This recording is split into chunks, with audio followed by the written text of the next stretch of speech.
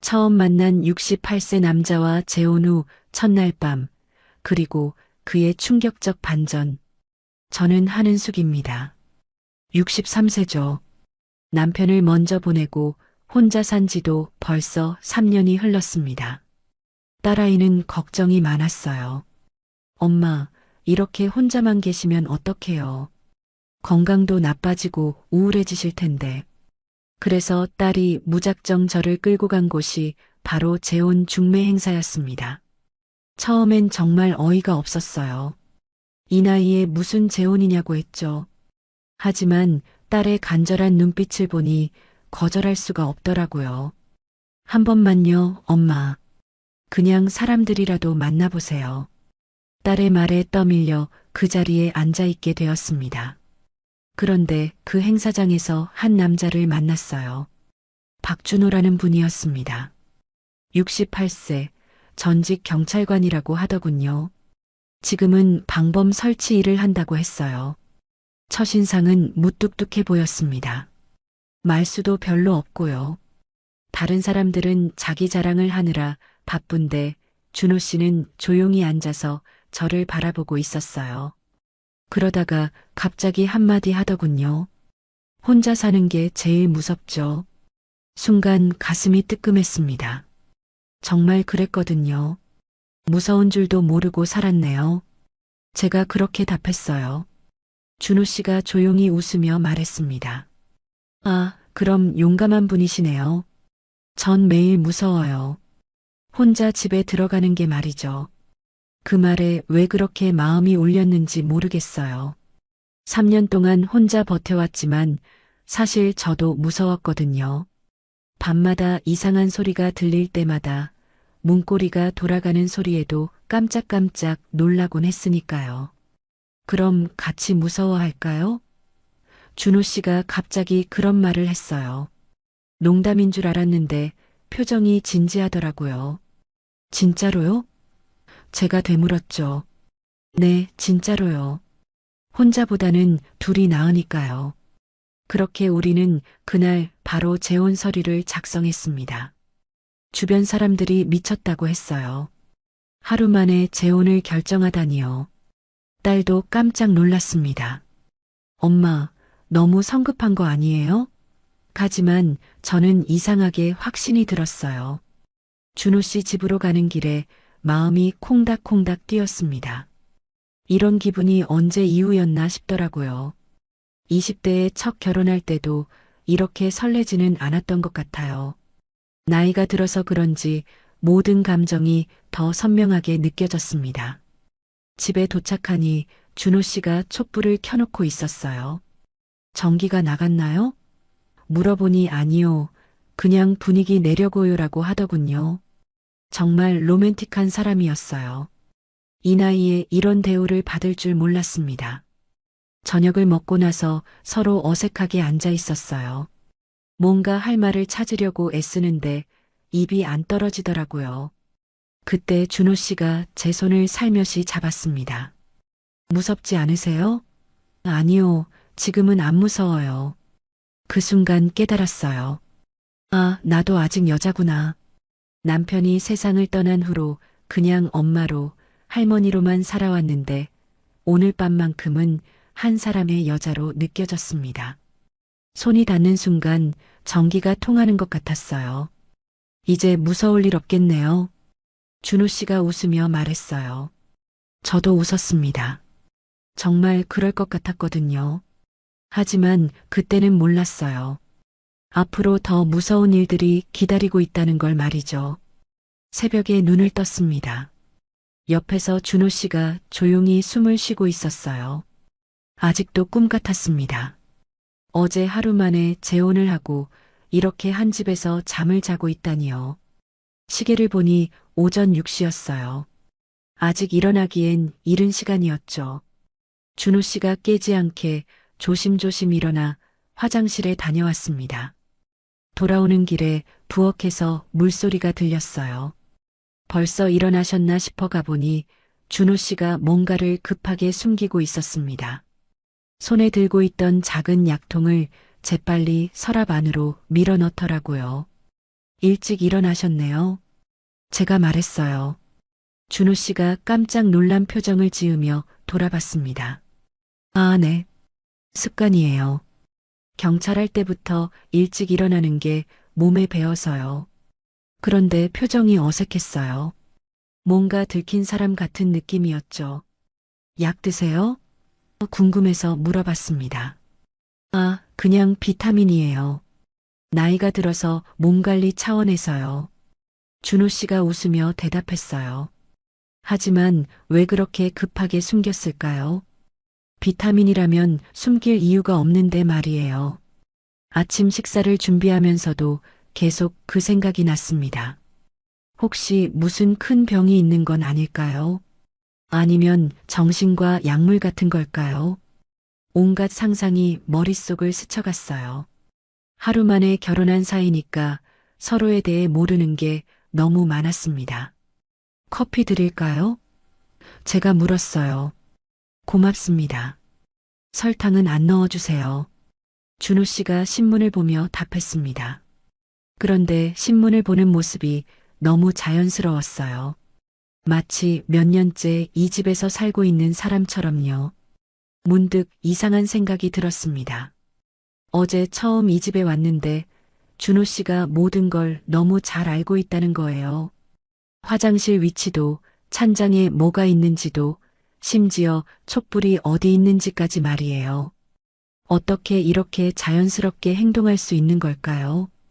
커피를 가져다 주면서 슬쩍 물어봤어요. 여기서 오래 사셨나요? 한 10년 정도 됐나요? 이혼하고 나서 혼자 살려고 구한 집이에요. 준호 씨가 담담하게 답했습니다. 그런데 뭔가 석연치 않았어요. 잠시 후 준호 씨가 샤워를 하러 갔습니다. 혼자 남은 저는 집안을 둘러봤어요. 어제는 긴장해서 제대로 보지 못했거든요. 거실, 주방, 침실 모두 깔끔하게 정리되어 있었습니다. 남자 혼자 사는 집치고는 너무 깨끗했어요. 침실에서 옷을 정리하다가 이상한 걸 발견했습니다. 옷장 뒤쪽 벽에 작은 구멍이 있었어요. 그리고 그 구멍 주변으로 전선 같은 게 보였습니다. 혹시 CCTV 배선인가 싶어 자세히 살펴봤어요. 정말 그랬습니다. 누군가 이 방에 카메라를 설치했던 흔적이었어요. 배선도 전문적으로 숨겨져 있었고요. 순간 등골이 서늘해졌습니다. 왜 침실에 카메라를 설치했을까요? 누가 언제 설치한 걸까요? 샤워하는 소리가 들리는 가운데 저는 혼란스러웠어요. 준호 씨가 설치한 걸까요? 아니면 이전에 누군가가 설치해 놓고 간 걸까요? 어느 쪽이든 기분이 좋지 않았습니다. 왜 이런 걸 미리 말해주지 않았을까요? 옷장 구석구석을 더 살펴봤어요. 그러자 또 다른 배선들이 보였습니다. 거실 쪽으로도 이어져 있더라고요. 이 집 전체에 카메라가 설치되어 있었던 것 같았어요. 지금은 작동하지 않는 것 같았지만 왠지 섬뜩했습니다. 나는 어떤 남자와 결혼한 걸까요? 하루 만에 결혼을 결정한 게 너무 성급했던 건 아닐까요? 갑자기 모든 게 의심스러워졌어요. 어제 그렇게 따뜻하고 로맨틱했던 준호 씨가 갑자기 낯설게 느껴졌습니다. 샤워가 끝나는 소리가 들렸어요. 급하게 옷장을 정리하고 아무렇지 않은 척 방에서 나왔습니다. 준호 씨가 수건으로 머리를 말리며 나왔어요. 뭐 하셨어요? 옷 정리하고 있었어요. 그때 준호 씨가 묘한 미소를 지었습니다. 뭔가 알고 있는 듯한 그런 표정이었어요. 집이 마음에 드세요? 네, 깨끗하고 좋네요. 제가 어색하게 웃으며 답했어요. 그럼 다행이네요. 앞으로 계속 여기서 지내실 텐데요. 그 말이 왜 그렇게 위협적으로 들렸을까요? 분명 평범한 말인데 뭔가 다른 의미가 숨어 있는 것 같았어요. 준호 씨의 눈빛도 어제와 달라 보였습니다. 더 날카롭고 계산적인 느낌이었어요. 점심때까지도 그 생각을 떨칠 수가 없었어요. 준호 씨는 자연스럽게 행동했지만 저는 계속 의심의 눈으로 바라보게 되었습니다. 약통, CCTV 배선, 그리고 그 묘한 미소까지 모든 게 퍼즐처럼 얽혀 있는 것 같았어요. 오늘 도자기 공방 보러 가신다고 하셨죠? 준호 씨가 갑자기 말했어요. 어제 제가 한 말을 기억하고 있었네요. 네, 오후에 가보려고 해요. 혼자 가세요? 네, 혼자요. 준호 씨가 잠깐 생각하더니 말했어요. 요즘 세상이 무섭잖아요. 같이 갈까요? 친절한 제안 같았지만 왜 감시받는 기분이 들었을까요? 괜찮아요. 멀지도 않고요. 제가 사양했어요. 그러자 준호 씨가 조금 아쉬운 표정을 지었습니다. 그래요? 그럼 조심히 다녀오세요. 혹시 모르니 제 전화번호 꼭 저장해 두시고요. 그렇게 말하며 자신의 명함을 건네주었어요. 명함을 받아들며 생각했습니다. 정말 걱정해서 하는 말일까요? 아니면 저를 통제하려는 걸까요? 결혼 첫날부터 이런 의심을 품는 제가 이상한 건지, 정말 뭔가 수상한 게 있는 건지 도저히 판단이 서지 않았어요. 신뢰와 의심 사이에서 흔들리는 마음이 너무 힘들었습니다. 도자기 공방을 보러 나서는 길이었습니다.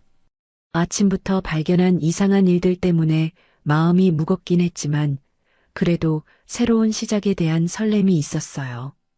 평생 꿈꿔왔던 나만의 도자기 공방을 드디어 열 수 있게 되었으니까요. 준호 씨는 출근길이라며 먼저 나갔습니다. 조심히 다녀오세요. 늦으면 연락 주시고요. 그렇게 말하며 현관문을 나서더군요. 혼자 남은 저는 간단히 준비를 하고 집을 나섰어요. 공방으로 가는 길에 부동산 중개소를 들렀습니다. 며칠 전에 예약해둔 곳이 있었거든요. 중개인이 친절하게 안내해줬어요. 여기가 그 자리예요. 위치도 좋고 임대료도 적당해서 금방 나갈 것 같은데요. 공방 건물에 도착했을 때 첫인상은 정말 좋았습니다. 2층 건물의 1층이었고 채광도 훌륭했어요. 넓은 창문으로 햇빛이 쏟아져 들어오는 모습을 보니 벌써 그림이 그려졌습니다.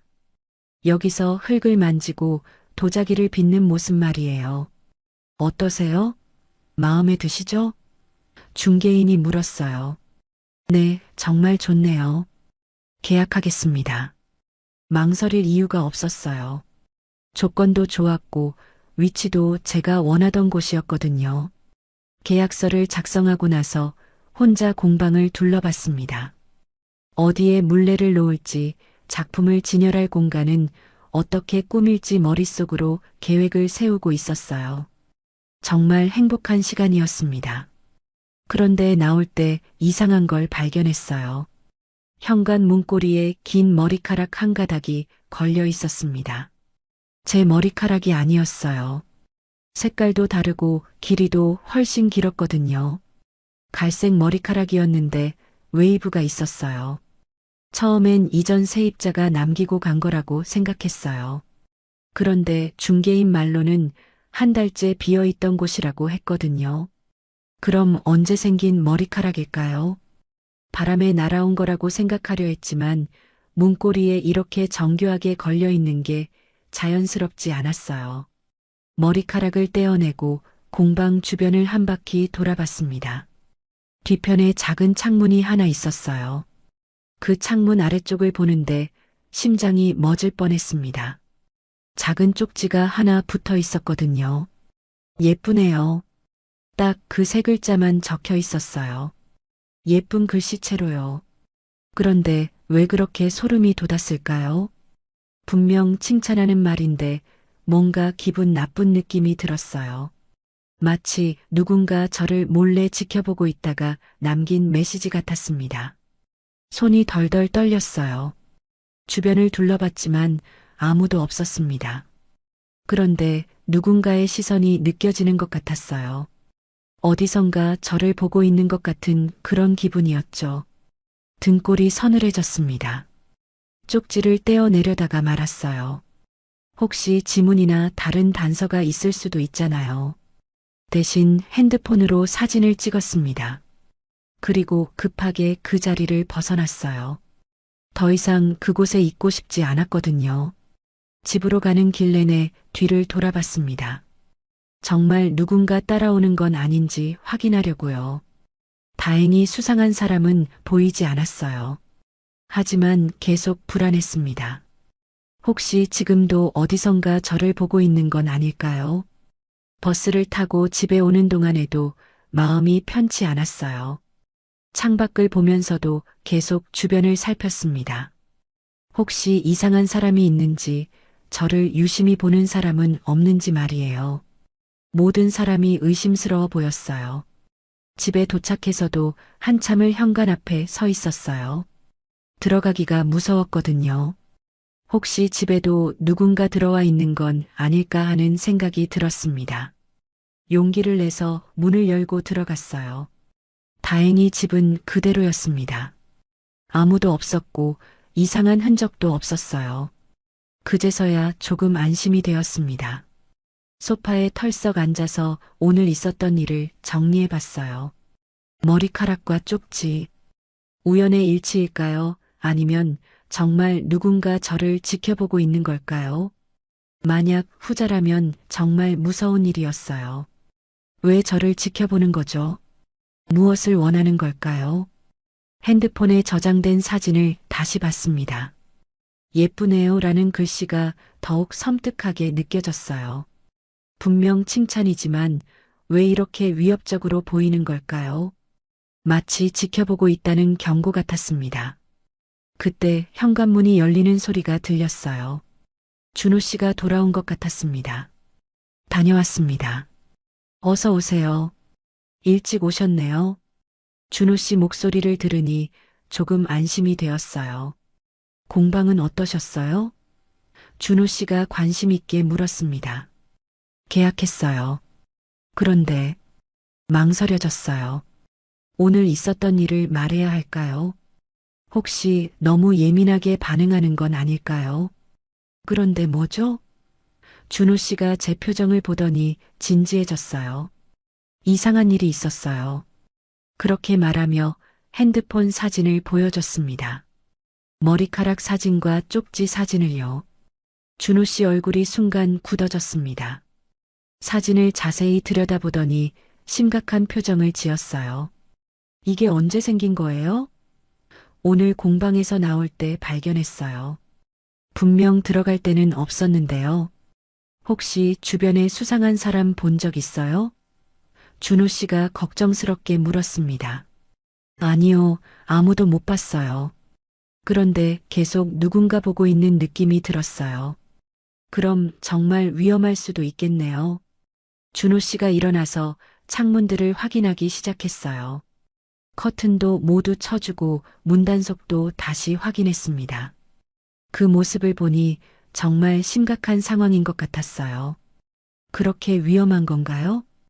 요즘 세상에 혼자 다니는 여성들 노리는 사람들 많아요.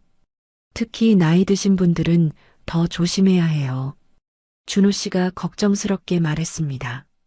앞으로 혼자 다니지 마세요. 특히 공방 갈 때는 꼭 연락 주시고요. 그 말을 듣고 나니 더욱 무서워졌어요. 정말 누군가 저를 노리고 있는 걸까요? 왜 하필 저를 택한 걸까요? 아무것도 가진 게 없는데 말이에요. 오늘부터 내 옆에 붙어 있으세요. 준호 씨가 단호하게 말했습니다.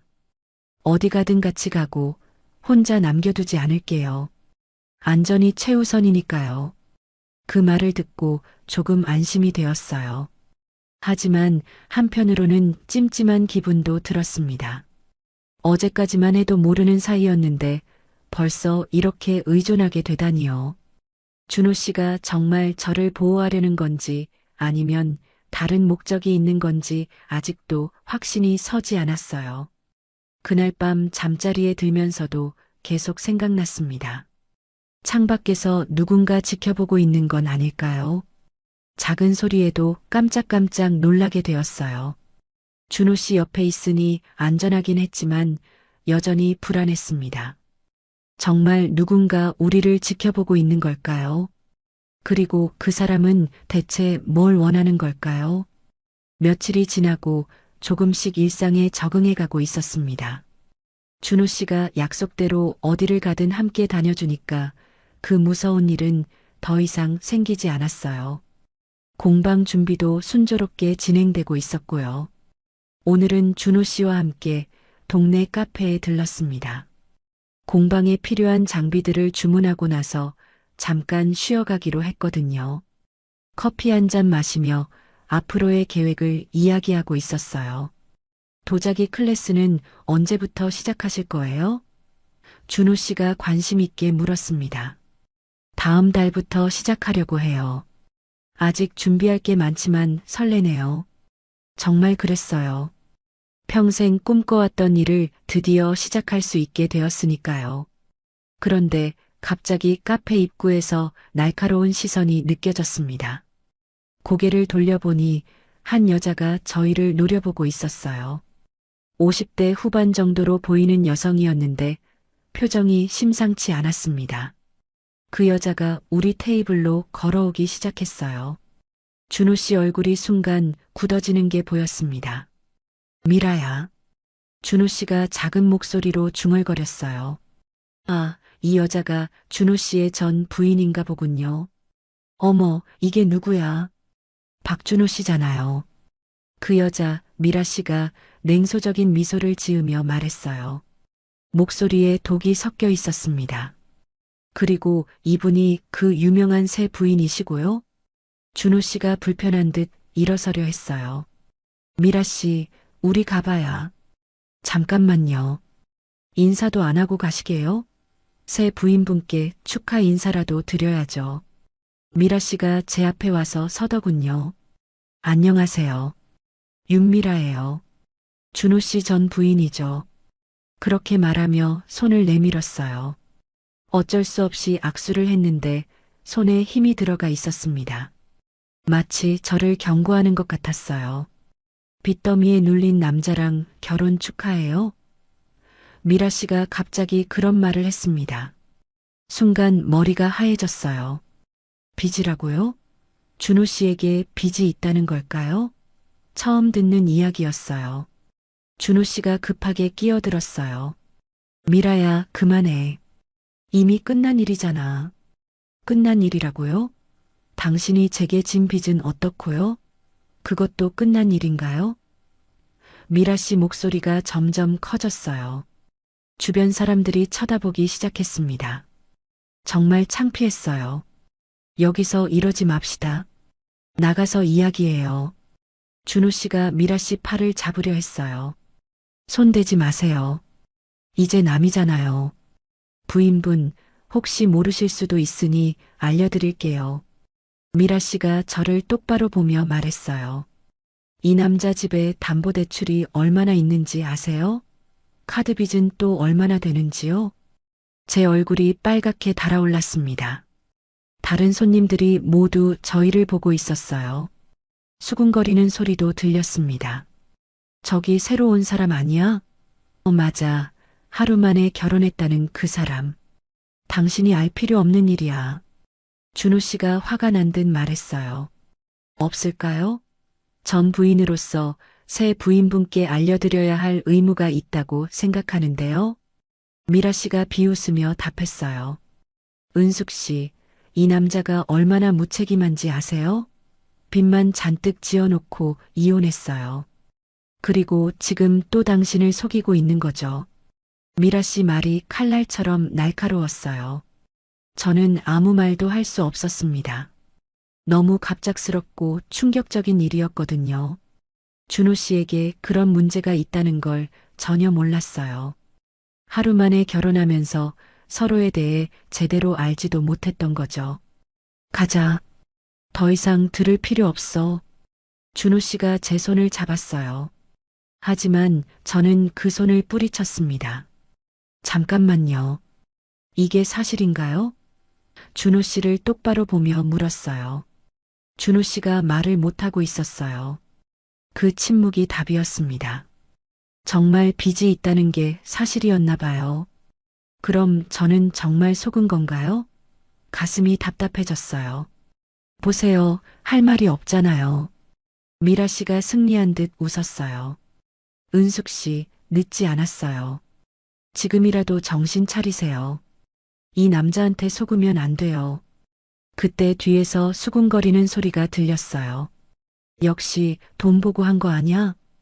그럼 뭘 보고 하루 만에 결혼해? 요즘 노인들 정말 이해 안 돼. 그런 말들이 귀에 파고들었어요. 눈물이 핑 돌았습니다. 정말 사람들이 저를 그렇게 보고 있었나요? 돈을 보고 결혼했다고요? 그런 게 아닌데. 하지만 지금 상황에서는 아무리 해명해도 소용없을 것 같았어요. 제발 그만해. 저도 모르게 큰 소리가 나왔어요. 카페 안이 조용해졌습니다. 모든 시선이 저에게 쏠렸어요. 죄송해요. 그렇게 말하고 카페를 뛰쳐나왔습니다. 밖에 나와서 한참을 울었어요. 준호 씨가 쫓아와서 제 어깨에 손을 얹었습니다. 은숙 씨, 설명할게요. 뭘 설명해요? 거짓말하신 거잖아요. 준호 씨 손을 다시 뿌리쳤어요. 거짓말한 게 아니라 말할 때가 아니었어요. 언제가 말할 때예요? 결혼하고 나서요? 아니면 빚쟁이들이 찾아오고 나서요? 화가 났어요. 정말 화가 났습니다.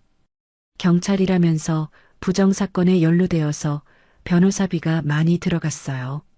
무고한 일이었지만 해결하는데 돈이 너무 많이. 준호 씨가 설명하려 했지만 듣고 싶지 않았어요. 그럼 미라 씨 말이 다 사실이네요. 저는 실망감에 고개를 저었어요. 은숙 씨, 제 마음은 진짜예요. 돈 때문에 결혼한 게 절대 아니에요. 준호 씨가 간절하게 말했지만 믿어지지 않았어요. 집으로 돌아가는 길에 동네 사람들 시선이 따가웠습니다. 벌써 소문이 퍼진 것 같았어요. 편의점 아주머니, 약국 아저씨, 심지어 아이들까지 저를 이상하게 쳐다봤어요. 저 사람 돈 많다고 하루 만에 결혼한 사람 아니야? 나이 먹어서 판단력이 떨어진 거지. 불쌍해라, 완전 속은 거네. 그런 말들이 바람을 타고 들려왔어요.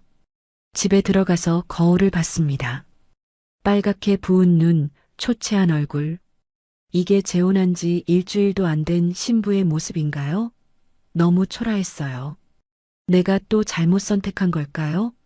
첫 번째 결혼도 쉽지 않았어요. 시댁의 차가운 시선, 경제적 어려움, 그리고 남편의 병까지. 그래도 그때는 사랑이라도 있었는데 이번엔 뭐가 있나요? 하루 만에 쌓은 감정일 뿐이었어요. 소파에 앉아서 한참을 생각했습니다. 정말 이대로 계속 살아야 하나요? 동네 사람들 시선 받으며 준호 씨가 숨기고 있는 게 또 뭐가 있을지 모르면서요. 그리고 그 무서운 스토커까지. 준호 씨가 조심스럽게 들어왔어요. 은숙 씨, 지금은 혼자 있고 싶어요. 저는 방으로 들어가 버렸습니다. 문을 닫고 침대에 누워서 또 눈물을 흘렸어요. 창밖을 보니 어둠이 내리고 있었습니다. 어제까지만 해도 준호 씨와 함께 있으면 안전하다고 생각했는데 이제는 그조차 확신이 서지 않았어요. 이 사람을 정말 믿어도 되는 걸까요? 미라 씨 말이 계속 맴돌았어요. 빚더미에 눌린 남자, 무책임한 남자, 속이고 있는 남자. 정말 그런 걸까요? 아니면 질투심에 하는 말일까요? 판단이 서지 않았어요. 결혼이라는 게 이렇게 복잡한 건가요? 첫 번째, 결혼할 때는 몰랐던 일들이 나이가 들어서 다시 결혼하니까 더 복잡하게 느껴졌어요. 각자의 과거, 전 배우자, 경제적 문제까지.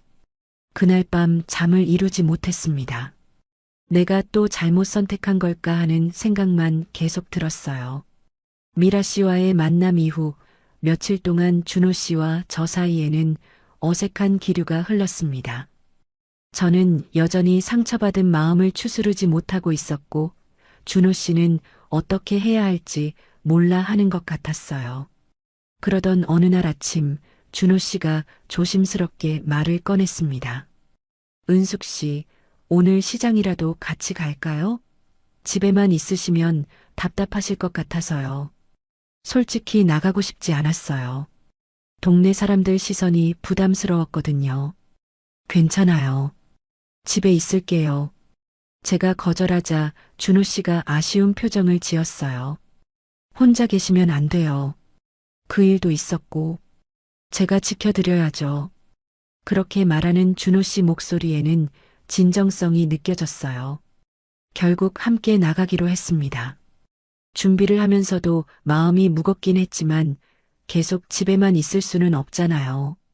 준호 씨가 제 코트를 들고 입혀주며 말했어요. 추운데 따뜻하게 입으세요.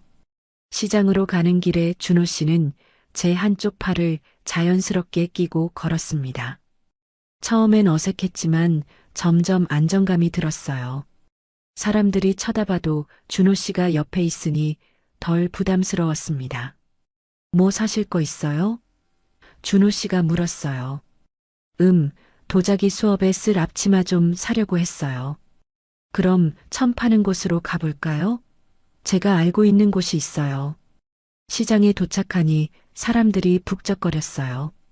혹시나 아는 사람들을 마주칠까봐 걱정했는데 다행히 멀리서 오는 사람들이 많아서 그런 일은 없었어요. 준호 씨가 제 손을 꼭 잡고 사람들 사이를 헤쳐나갔습니다. 청가게에서 예쁜 패턴의 원단들을 구경하고 있는데 준호 씨가 세심하게 도와줬어요. 이 색깔이 은숙 씨한테 잘 어울릴 것 같은데요. 정말요? 저는 잘 모르겠어요. 믿어보세요. 제 눈은 정확해요.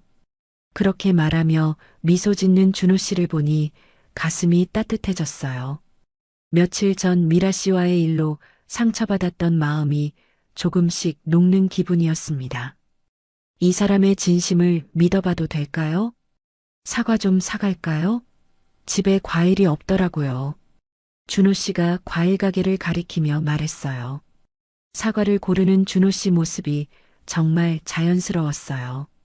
하나하나 만져보며 신선한 것들만 골라내더군요.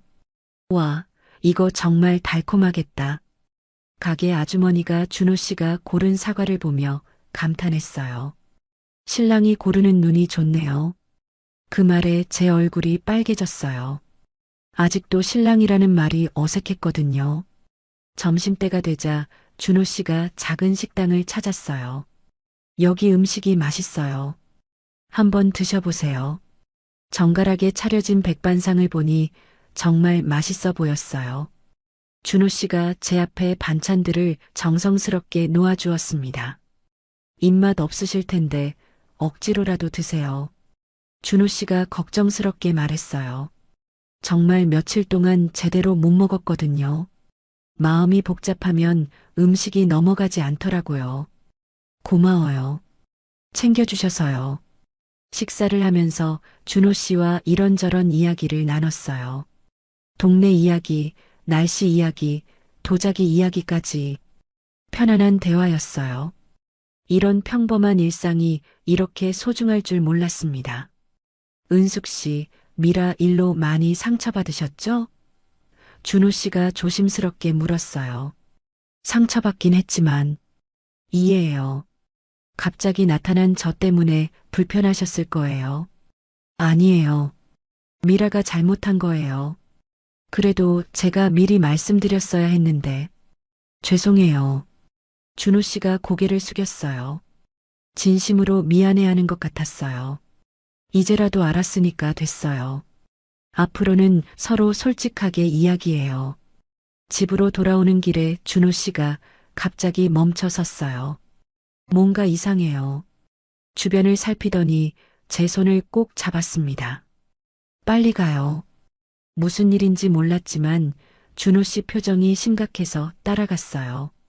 집에 도착해서야 안심이 되었습니다. 뭐가 이상했어요?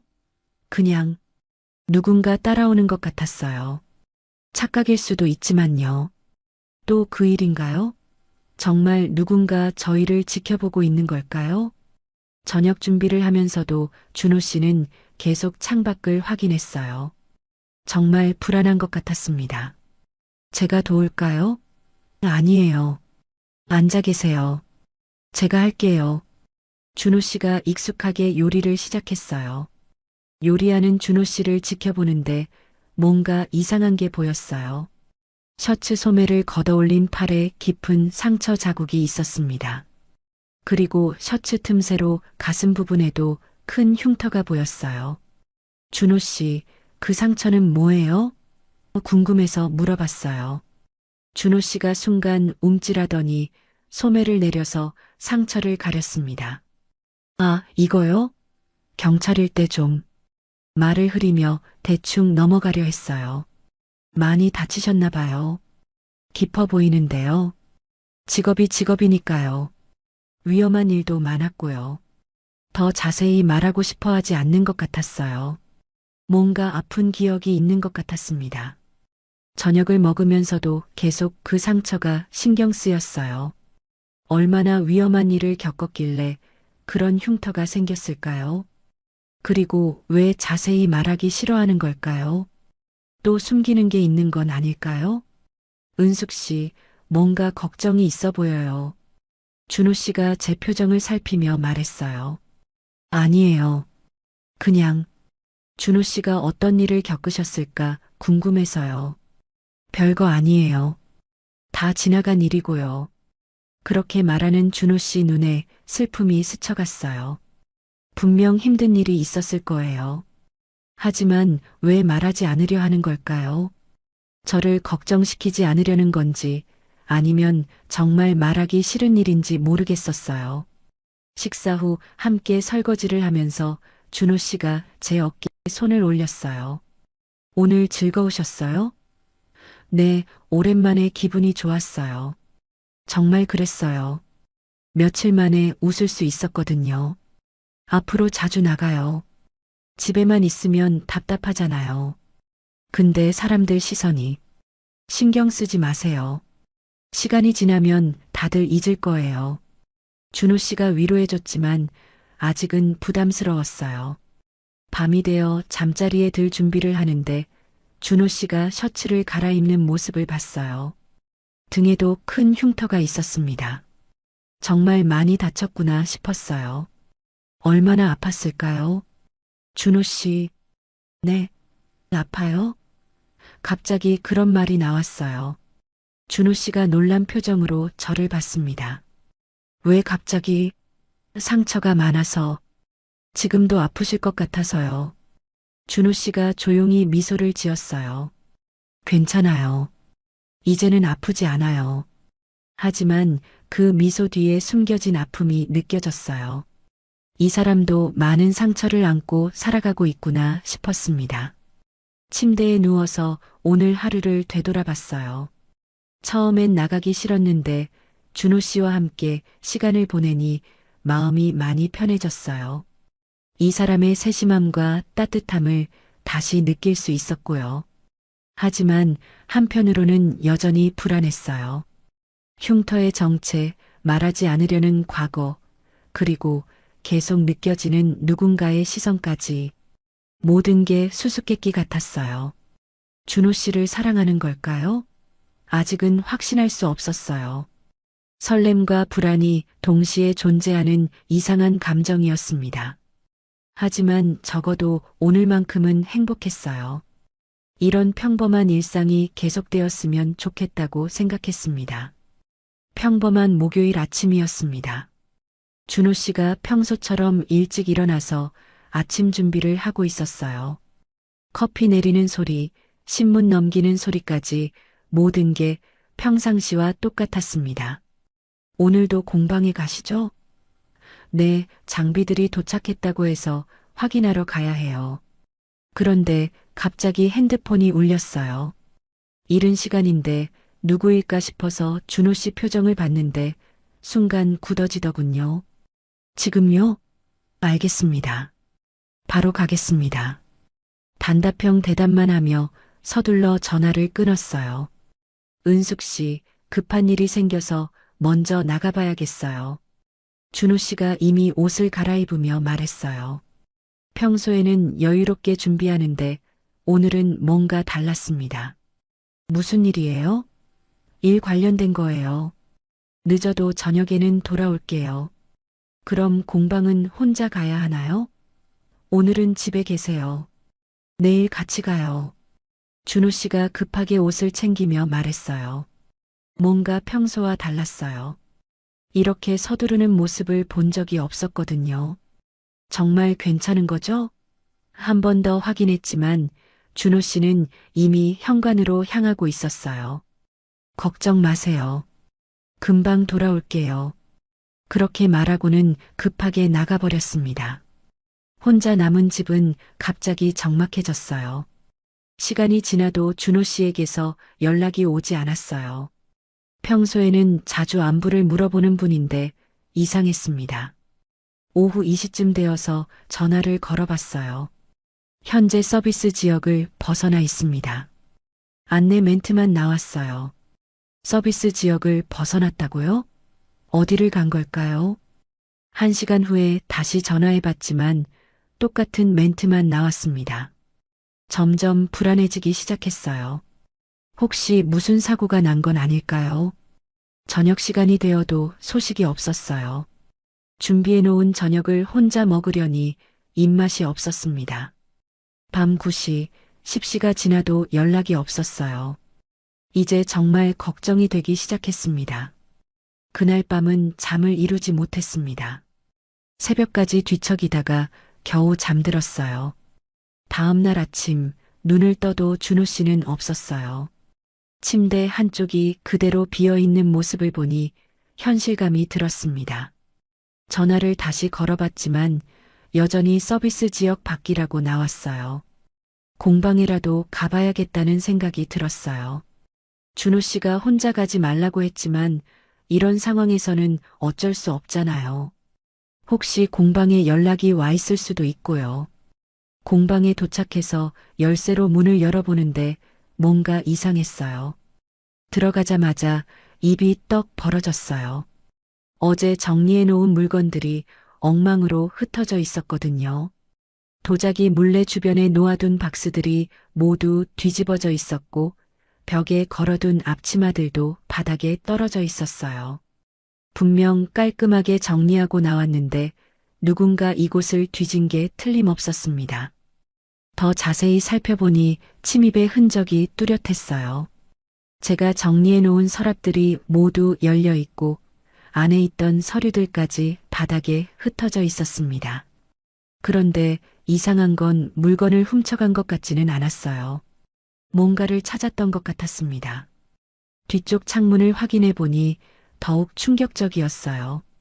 창문 잠금 장치가 완전히 부서져 있었고 유리창에는 균열이 가 있었습니다. 온몸에 소름이 돋았어요. 누가 이런 일을 했을까요? 그리고 왜 하필 준호 씨가 사라진 지금일까요? 급하게 경찰서에 신고했어요. 침입 신고입니다. 경찰이 와서 현장을 확인하고 조서를 받았어요. 최근에 누군가와 갈등이 있었나요? 특별히 없었는데. CCTV는 없나요? 아직 설치 전이에요. 경찰이 간 후 혼자 공방에 앉아 있으니 무서웠어요. 여기도 안전하지 않구나 싶었습니다. 준호 씨가 없으니 의지할 곳이 없었어요. 집으로 돌아오는 길에 온갖 생각이 들었어요.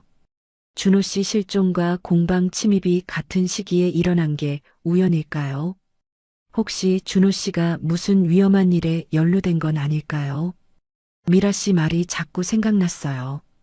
빚더미에 눌린 남자라고 했던 말들이요. 혹시 빚 때문에 도망간 건 아닐까요? 아니면 정말 위험한 사람들에게 쫓기는 걸까요? 집에 들어와서도 계속 전화를 걸어봤지만 소용없었어요. 벌써 이틀째 연락이 안 되고 있었습니다. 이제 정말 포기해야 하나 싶었어요. 소파에 앉아서 눈물이 났어요. 믿은 내가 바보였나 봅니다.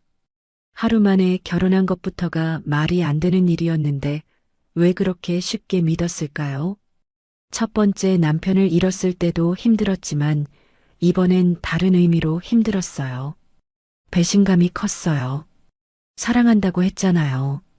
지켜주겠다고 했잖아요. 그런데 왜 아무 말 없이 사라진 걸까요? 연락 한 통화 없이 이렇게 떠날 수 있는 건가요?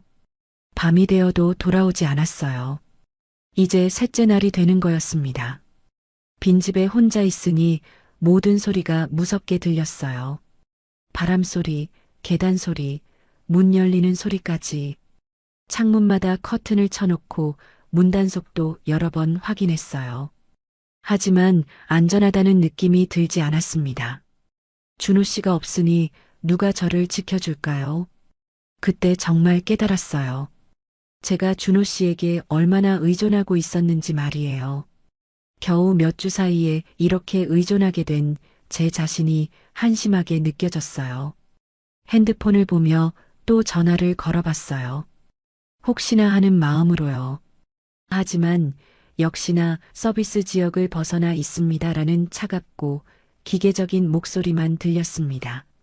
정말 끝인가? 혼자 중얼거리며 핸드폰을 내려놓았어요. 더 이상 기다리는 게 의미가 있을까 싶었습니다. 이제 현실을 받아들여야 할 때인 것 같았어요.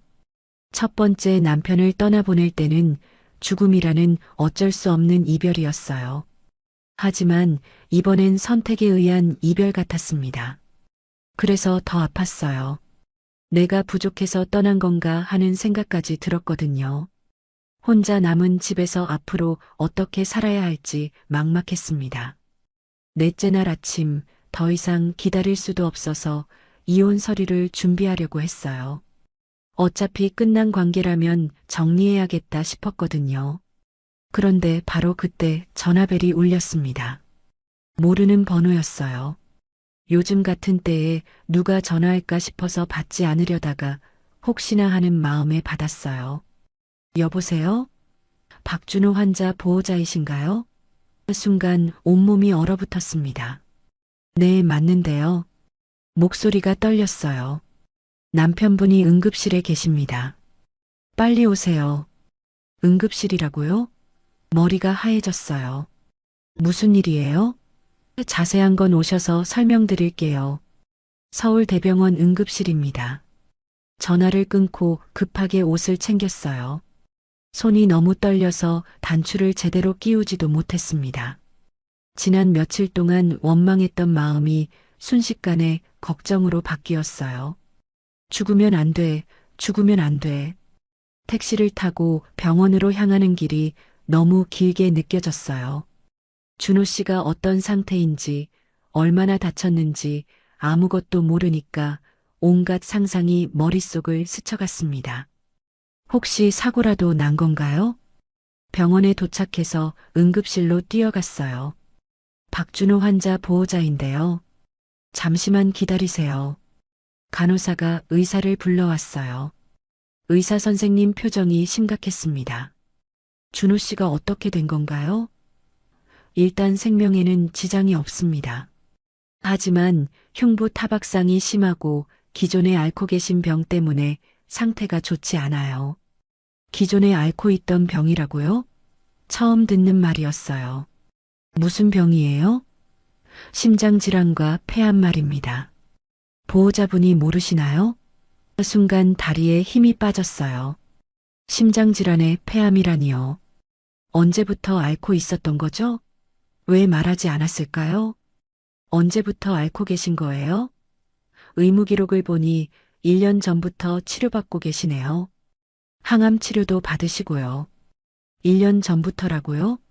그럼 저와 결혼할 때도 이미 알고 있었던 거네요. 지금 상태는 어떤가요? 흉부 타박상 때문에 호흡이 좀 어렵지만 안정화되고 있어요. 다만 기존 질환 때문에 회복이 더딜 수 있습니다. 선생님 말이 끝나기도 전에 준호 씨가 있는 응급실 침대로 달려갔어요. 산소 마스크를 쓰고 누워있는 준호 씨를 보는 순간 눈물이 쏟아졌습니다. 얼굴이 창백하고 왼쪽 가슴 부위에 큰 붕대가 감겨 있었어요. 이렇게 아픈 사람이었구나. 준호 씨. 제가 부르자 천천히 눈을 뜨더군요. 저를 보더니 미안한 표정을 지었어요. 은숙 씨. 왔구나. 목소리가 약했어요. 걱정했잖아요. 연락도 없이 어디 간 거예요? 준호 씨가 산소 마스크를 벗으려 하길래 급하게 말렸어요. 움직이지 마세요. 할 말이 있어요. 나중에 해요. 지금은 쉬어야 해요. 하지만 준호 씨는 고집스럽게 마스크를 벗었어요. 미안해요. 말 못해서. 왜 말 안 했어요? 아픈 걸 왜 숨겼어요? 걱정하실까 봐요. 그 말에 더 화가 났어요. 걱정하는 게 당연하잖아요. 부부인데. 그래서 더 말 못했어요. 의사가 와서 자세한 상황을 설명해 주었어요. 3일 전밤에 누군가와 몸싸움을 하다가 가슴을 강하게 얻어맞으셨대요. 그런데 기존 질환 때문에 증상이 악화되어서 의식을 잃으셨고요. 몸싸움이요? 누구와요? 그건 환자분이 직접 말씀하셔야 할 것 같아요. 경찰도 왔다 갔거든요. 경찰까지 왔다고요? 도대체 무슨 일이 일어났던 거죠? 준호 씨가 힘들게 말을 이어갔어요. 은숙 씨, 공방 근처에서 수상한 사람 봤어요. 수상한 사람이요? 계속 지켜보고 있더라고요. 그래서 잡으려고 했는데, 그제서야 이해가 되었어요. 스토커 말이에요? 네.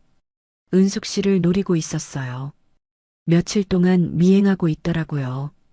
준호 씨가 저를 보호하려다가 다친 거였어요. 그럼 지난 며칠 동안 저 혼자 두고 간 게 아니라 저를 지키려고 했던 거네요. 그럼 그동안 어디 있었어요? 병원 근처 모텔에 있었어요.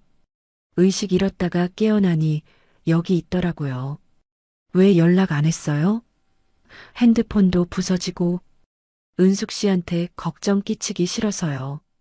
눈물이 더 쏟아졌어요. 저는 준호 씨가 저를 버리고 도망갔다고 생각했는데 사실은 저를 지키려고 싸우고 있었던 거네요. 바보예요. 왜 혼자 감당하려고 해요? 은숙 씨가 무서워할까 봐요. 그래도 말했어야죠. 이렇게 아픈데 왜 숨겼어요? 암 얘기하면 도망갈 것 같아서요. 그 말에 가슴이 찢어졌어요. 준호 씨가 저를 얼마나 사랑했는지 느껴졌거든요. 그걸 왜 혼자 감당해요? 소리가 크게 나와서 다른 환자들이 쳐다봤어요. 죄송해요. 그런데 정말 왜요? 아픈 것도 위험한 것도 다 혼자서요? 준호 씨가 약한 미소를 지었어요. 당신 걱정하는 얼굴 보기 싫어서요. 그 말에 더 울음이 터졌습니다.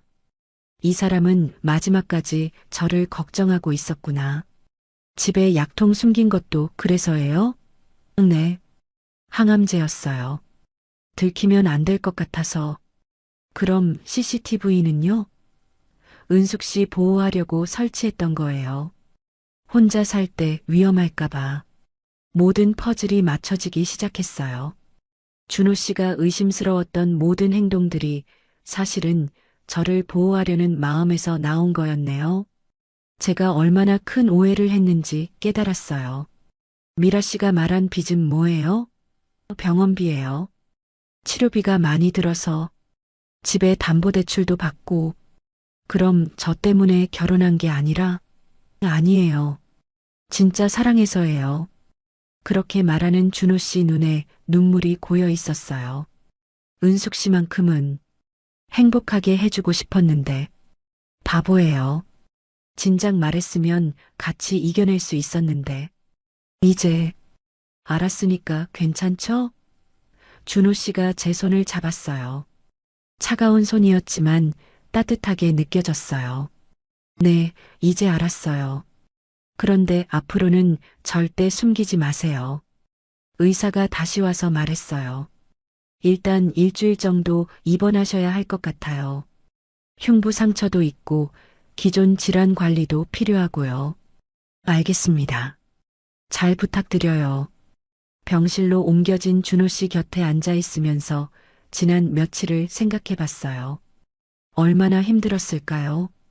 혼자서 병도 앓고 저까지 지키려고 애쓰고 미안한 마음과 고마운 마음이 동시에 들었어요. 은숙 씨, 네, 미안해요. 걱정 많이 했죠? 이제 그런 말 하지 마세요. 앞으로는 같이 해요. 준호 씨가 안심한 듯 웃었어요. 정말 오랜만에 보는 평안한 얼굴이었습니다. 그날 밤 병원에서 밤을 새웠어요. 준호 씨가 잠든 얼굴을 보면서 많은 생각이 들었습니다. 이 사람이 얼마나 저를 사랑하는지, 그리고 제가 얼마나 이 사람을 필요로 하는지 깨달았어요. 모든 오해가 풀리고 나니 마음이 한결 가벼워졌어요. 앞으로 많은 어려움이 있겠지만 이제는 함께 이겨낼 수 있을 것 같았습니다. 진짜 사랑이 뭔지 알 것 같았거든요. 한 달이 지났습니다. 준호 씨는 병원에서 열흘 동안 치료받고 집으로 돌아왔어요. 많이 회복되긴 했지만 여전히 조심스러웠습니다. 항암 치료도 계속 받아야 했고 무리하면 안 되는 상태였거든요. 집으로 돌아온 첫날 밤, 저희는 진짜 부부가 된 기분이었어요. 서로에 대해 모든 걸 알게 되었으니까요. 더 이상 숨기거나 의심할 것도 없었습니다. 이제야 진짜 시작인 것 같았어요. 은숙 씨, 정말 괜찮아요? 이런 남편이어도요? 준호 씨가 조심스럽게 물었어요. 무슨 소리예요? 아픈 건 죄가 아니잖아요. 하지만 부담스러우실 텐데. 전혀요. 오히려 저도 할 일이 생겨서 좋아요. 실제로 그랬어요. 준호 씨를 돌보는 일이 저에게는 새로운 활력이 되었습니다. 약 챙겨주고 영양가 있는 식사 준비하고 병원 따라가고 혼자 살 때보다 훨씬 보람찼어요. 스토커 문제도 해결되었습니다. 준호 씨가 몸싸움하다 경찰에 신고했던 남자가 잡혔거든요. 공방 근처 오피스텔에 살면서 저를 몇 달 동안 지켜봤다고 하더군요. 정말 소름 끼치는 일이었어요. 다행히 잡혔네요. 네, 이제 안심하고 다닐 수 있어요. 준호 씨가 지켜주지 않았다면 정말 위험할 뻔했습니다. 그때 생각하면 아직도 무서워요. 준호 씨가 있어서 얼마나 다행인지 몰라요. 2달째 되던 날 준호 씨 상태가 많이 좋아졌어요. 항암 치료 효과도 나타나기 시작했다고 했습니다. 의사 선생님이 환자분이 의지가 강하시네요. 회복 속도가 빨라요라고 하시더군요. 은숙 씨 덕분이에요. 준호 씨가 제 손을 잡으며 말했어요. 제가 뭘 했다고요? 옆에 있어 주셨잖아요. 그게 제일 큰 힘이었어요. 그 말을 듣고 보니 제가 준호 씨에게 얼마나 큰 의미인지 깨달았어요. 그때 준호 씨가 갑자기 말했어요. 은숙 씨, 공방 일 다시 시작하세요. 아직은 괜찮아요. 준호 씨 돌보는 게 더 제가 도와드릴게요. 이제 좀 움직일 수 있으니까요. 솔직히 공방 일이 그리웠어요. 몇 달 동안 손을 놓고 있다 보니 도자기가 만지고 싶었거든요. 하지만 준호 씨가 아직 완전히 회복되지 않았는데 혼자 일하는 게 걱정되었어요. 정말 괜찮을까요? 네, 함께 하면 되죠. 제가 할 수 있는 일부터 도와드릴게요. 준호 씨 눈에 의지가 보였어요. 자신도 뭔가 하고 싶어 하는 것 같았습니다. 다음 주부터 공방에 나가기 시작했어요.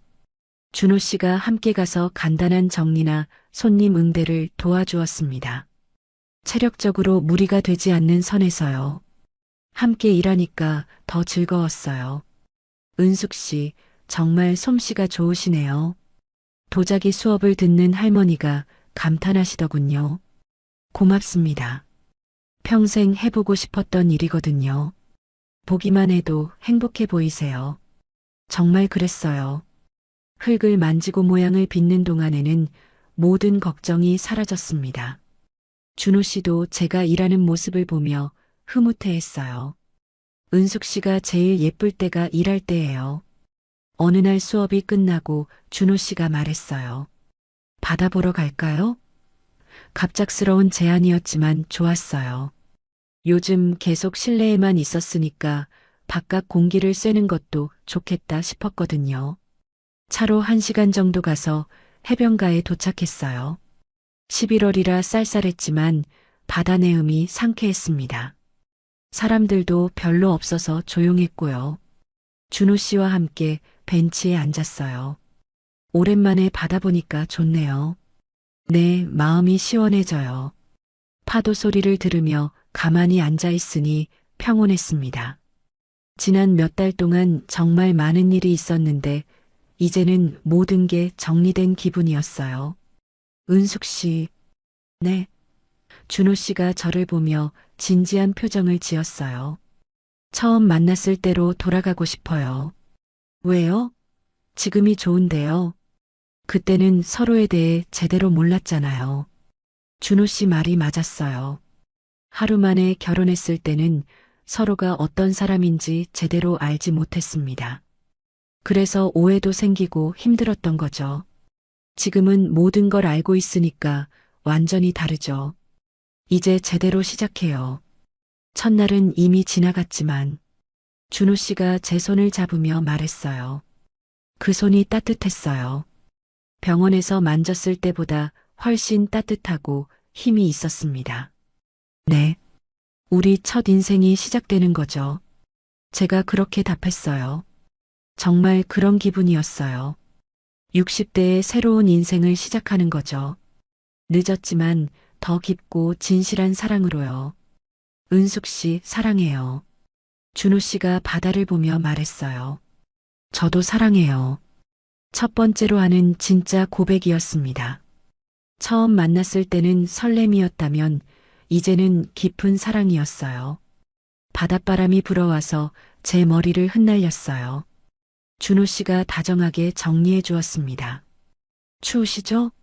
아니에요. 시원해서 좋아요. 실제로 추위보다는 상쾌함이 더 컸어요. 앞으로도 이런 날이 많았으면 좋겠어요. 준호 씨가 말했어요. 네, 저도요. 평범하지만 행복한 날들이요. 평범한 게 제일 어려운 것 같아요. 맞아요.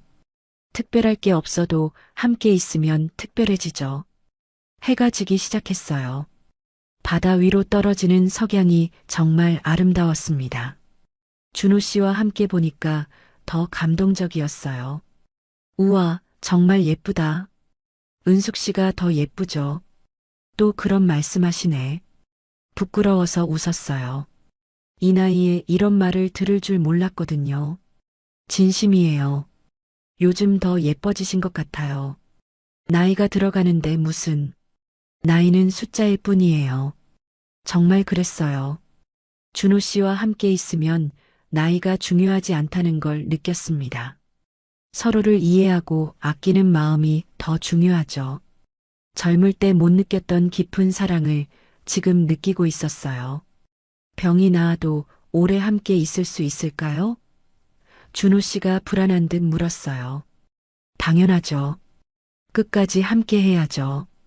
고마워요. 은숙 씨 만나서 정말 다행이에요. 저도요. 이렇게 사랑받을 수 있어서 행복해요.